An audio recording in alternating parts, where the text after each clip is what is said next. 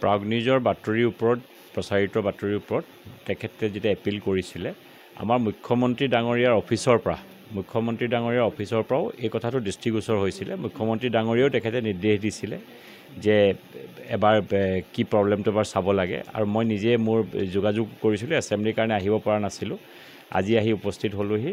আৰু তাই সঁচাকৈ বৰ কষ্ট কৰা ছোৱালী, তাই পঢ়াৰো মন আছে, খেলৰো মন আছে, আৰু আৰ্থিক অৱস্থাৰ কাৰণে পিছ পৰি আছে। সেইকাৰণে মই যিমানখিনি পাৰোঁ পঢ়াৰ ক্ষেত্ৰত, খেলৰ ক্ষেত্ৰত সুবিধা কৰিম, আৰু বাকী চৰকাৰী যিসমূহ সুবিধা আছে সেই সুবিধাসমূহ তেওঁলোকক দিবৰ কাৰণে আমি যত্ন কৰিম।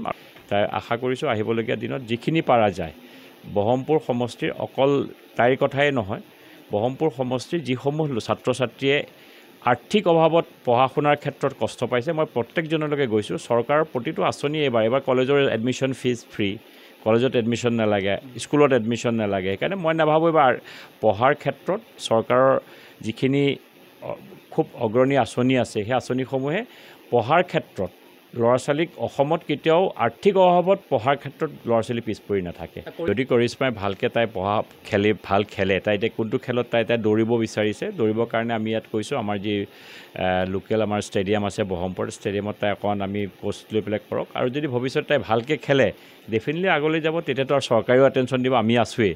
মোক আজি বহুত ভাল লাগিছে, ছাৰ আহি পেলাই মোৰ পৰিস্থিতিটো বুজি অকণমান মোক সকাহ দিলে, আৰু ছাৰক মই ধন্যবাদ দিছোঁ। তেওঁ ইমান ব্যস্ততাৰ মাজত যে আহি পেলাই আমাৰ ঘৰখনৰ পৰিস্থিতিটো বুজি তেওঁ মোক সহায় কৰাৰ বাবে। হয়, তেওঁ মোক শিক্ষাৰ ক্ষেত্ৰত খৰচ পাতি যিমানখিনি লাগে তেওঁ মোক দায়িত্ব লৈছে, আৰু লগতে ঘৰৰ ব্যৱস্থা কৰি দিয়াৰ কথা কৈছে, আৰু যিমানখিনি মোৰ মানে অসুবিধা হয় খেল ধেমালিৰ ক্ষেত্ৰত আগুৱাই যোৱাত, সেইখিনি মানে আগুৱাই যাবলৈ তেওঁ যথেষ্ট মোক সহায় কৰিছে।